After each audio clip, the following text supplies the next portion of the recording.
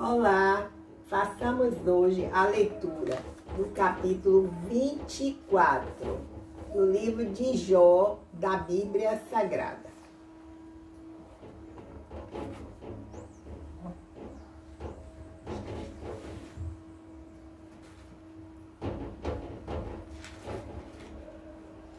Jó 24, o título é Jó contesta que os ímpios muitas vezes fiquem sem castigo nesta vida. Jó 24, visto que do Todo-Poderoso se não encobriram os tempos, por que não vêm os seus dias, os que o conhecem? Jó 24, 12. Há os que até os limites removem, roubam os rebanhos e os apacentam. Jó 24, 3. Levam o jumento do órfão, tomam em penhor o boi da viúva. Jó 24, 4. Desviam do caminho os necessitados, e os miseráveis da terra juntos se escondem. Jó 24, 5. Eis que como jumentos monteses no deserto saem a sua obra, madrugando para a presa. O campo raso dá mantimento a eles e aos seus filhos. Jó 24, 6. No campo cegam seu pasto e vidimam a vinha do ímpio. Jó 24, 7. Ao nu fazem passar a noite sem roupa, não tendo ele coberta contra o frio. Jó 24, 8. Pelas correntes das montanhas são molhados e, não tendo refúgio, abraçam-se com as rochas. Jó 24, 9. Ao orfãozinho arrancaram do peito e aceitam o penhor do pobre. Jó 24, 10. Fazem com que os nus vão sem vestes e aos famintos tiram as espigas. Jó 24, 11. Dentro dos seus muros fazem o azeite, pisam os lagares e ainda têm sede. Jó 24, 12. Desde as cidades gemem os homens, e a alma dos feridos clama, e, contudo, Deus lhe não imputa como loucura. Jó 24, 13. Eles estão entre os que se opõem à luz, não conhecem os seus caminhos e não permanecem nas suas veredas. Jó 24, 14. De madrugada se levanta o homicida, mata o pobre necessitado e de noite é como ladrão. Jó 24, 15. Assim como os olhos do adúltero aguardam o crepúsculo, dizendo: não me verá olho nenhum, e oculta o rosto. Jó 24, 16. Nas trevas minam as casas que de dia assinalaram, não conhecem a luz. Vou repetir 16. Nas trevas minam as casas que de dia assinalaram, não conhecem a luz. Jó 24, 17. Porque amanhã para todos eles é como a sombra de morte, porque sendo conhecidos sentem os pavores da sombra da morte. Jó 24, 18. São ligeiros sobre a face das águas, maldita é a sua porção sobre a terra. Não voltam pelo caminho das vinhas. Jó 24, 19. A secura e o calor desfazem as águas da neve. Assim desfará a sepultura aos que pecaram. Jó 24, 20. A madre se esquecerá deles. Os vermes os comerão gostosamente. Nunca mais haverá lembrança deles. E a iniquidade se quebrará como a árvore. Jó 24, 21. Afligem a estéril que não dá a luz e a viúva não fazem bem. Jó 24, 22. Até aos poderosos arrastam com sua força. Se eles se levantam, não há vida segura. Jó 24, 23. Se Deus lhes dá descanso, estribam-se nisso. seus olhos, porém, estão nos caminhos deles. Jó 24, 24. Por um pouco se alçam e logo desaparecem. São abatidos, encerrados como todos os outros e cortados como as pontas das espigas. Jó 24, 25. Se agora não é assim, quem me desmentirá e desfará as minhas razões? Pronto. Agora vamos ver alguns comentários existentes sobre o capítulo 24. Nós temos 2 comentários. O primeiro é o seguinte, diz assim, 24:1. A palavra tempos sugere períodos específicos de julgamento. Jó não se queixa de que Deus omite seu julgamento. Pelo contrário, sua preocupação é que o julgamento de Deus não sobrevém em tempos determinados na vida de Jó. Em tempos determinados. Na visão de Jó, a retribuição não funciona de acordo com um cronograma terreno e humano, mas segundo a vontade divina. Bem, e agora o comentário que vai entre os versículos 18 e 25. Diz o seguinte: o justo e o perverso. O texto hebraico dá margem para várias traduções. Alguns sugerem que Jó cedeu às opiniões de seus amigos. No entanto, só porque essas palavras não se parecem com o ponto de vista de Jó sobre o perverso, isso não significa necessariamente que ele não as tenha falado. Em momento nenhum, Jó afirma que os perversos sempre prosperam e nunca Jó afirma e nunca são castigados. Ele simplesmente questiona o motivo de Deus tratar o justo e o perverso da mesma forma.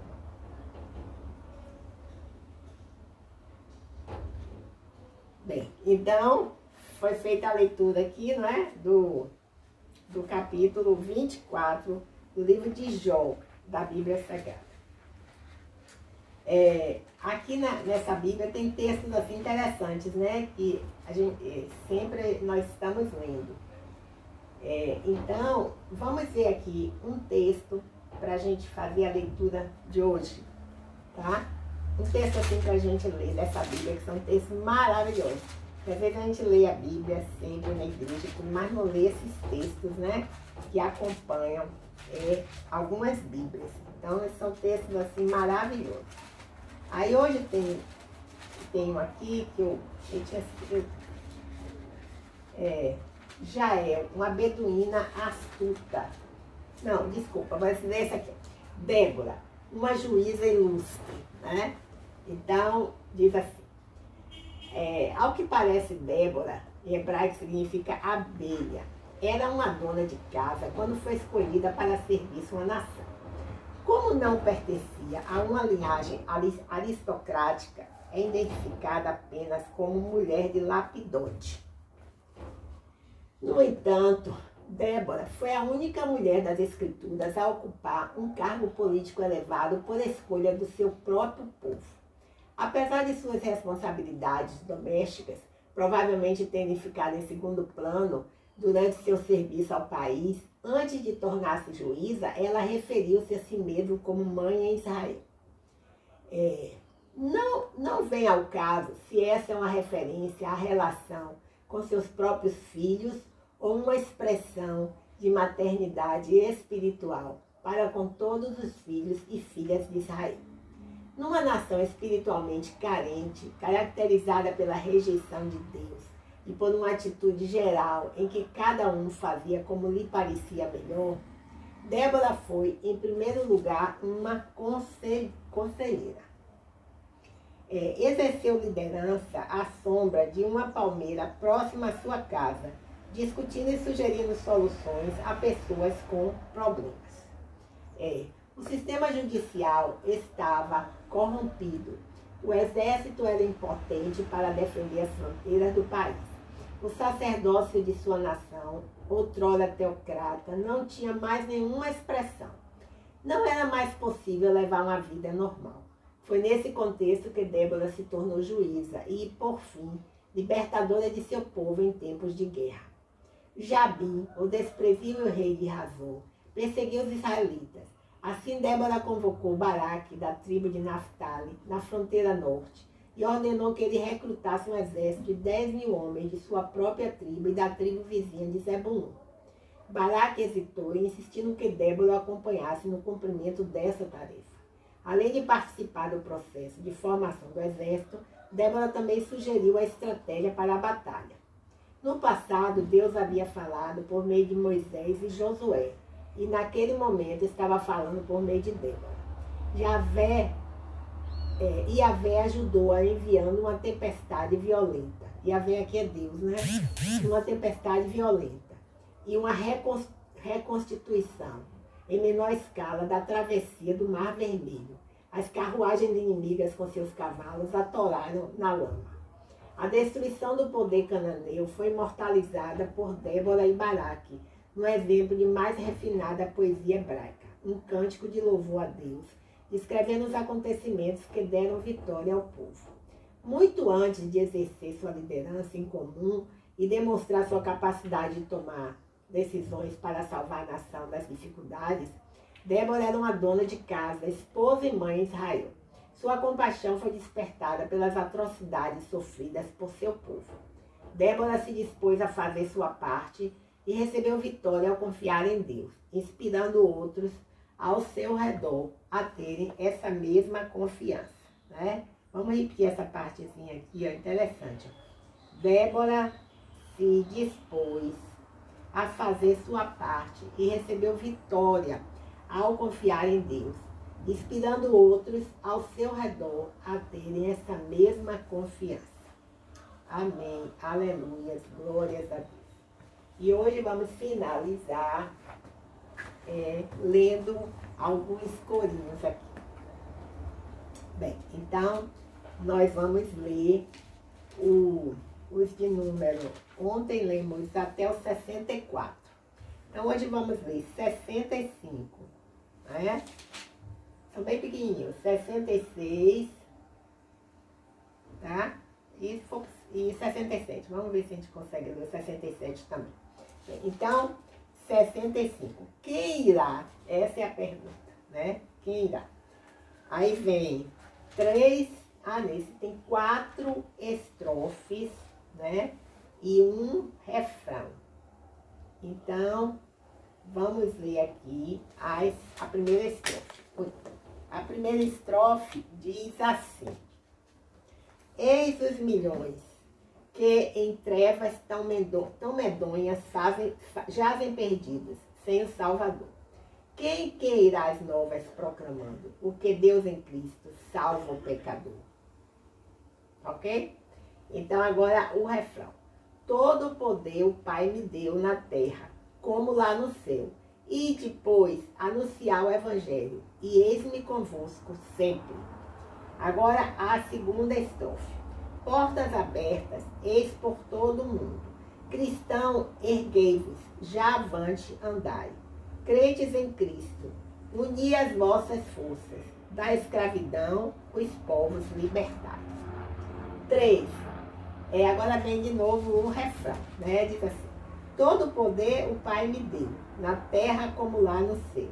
E depois anunciar o Evangelho, e eis-me convosco sempre. Agora para a estrofe 3, né? Ó, vinde a mim, a voz divina clama. Vinde, clamai em nome de Jesus, para nos salvar da maldição eterna. Seu sangue derramou por nós na cruz. E agora vem novamente o refrão. O refrão diz: todo o poder o Pai me deu, na terra como lá no céu. E depois anunciar o Evangelho, e eis-me convosco sempre. Né? Agora vem a quarta estrofe, que diz assim: ó Deus, apressa o dia glorioso, em que os remidos todos se unirão, e em coro excelso, santo jubiloso, para todo sempre, glória a ti darão. Lindo, né? Aí vem agora o refrão. Todo o poder o Pai me deu, na terra como lá no céu. E depois anunciar o Evangelho, e eis-me convosco sempre. Agora a quarta estrofe. Ó Deus, apressa o dia glorioso, em que os remidos todos se unirão. E em coro excelso, santo jubiloso, para todos sempre glória a ti darão. Né? Agora vamos ler o corinho de número 66. Ele diz assim: pronto a salvar.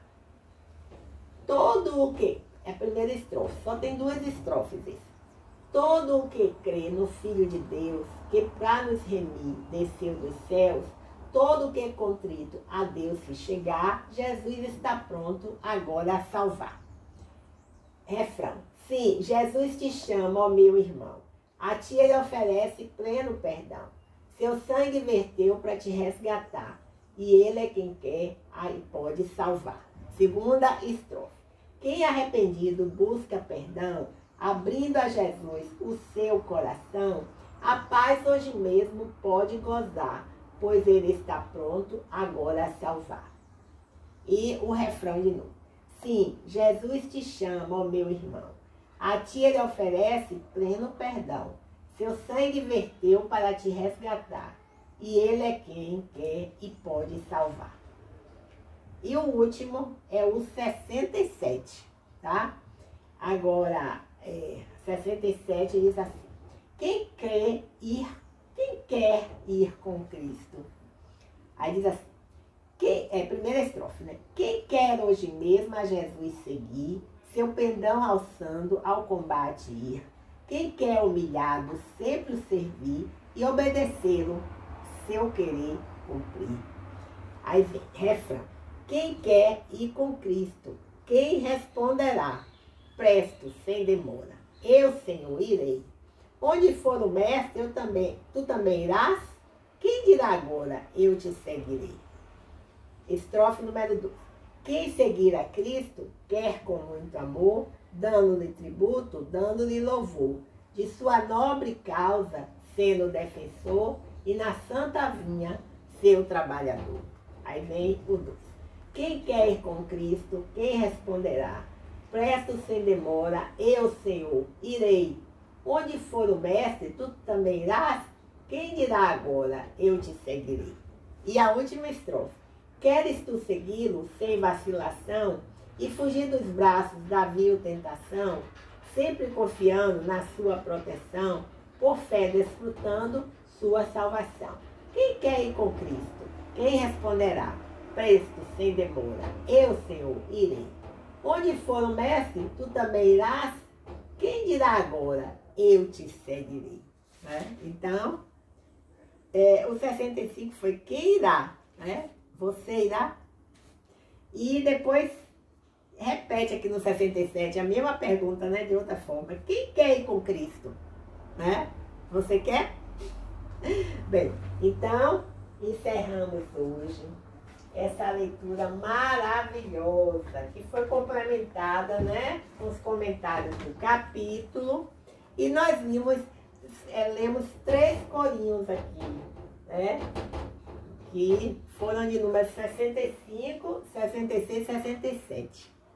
Os corinhos, né, da harpa, a harpa cristã. Bem, então, foi muito bom ler o capítulo 24 do livro de Jó, da Bíblia Sagrada. Foi maravilhoso. Nada se iguala a poder ler esta palavra maravilhosa. Só nos resta dizer ao Senhor, muito obrigada, Senhor, por mais essa oportunidade física, espiritual, emocional, material, de poder ler a Tua palavra. Até o próximo encontro, se o Senhor Deus assim o permitir.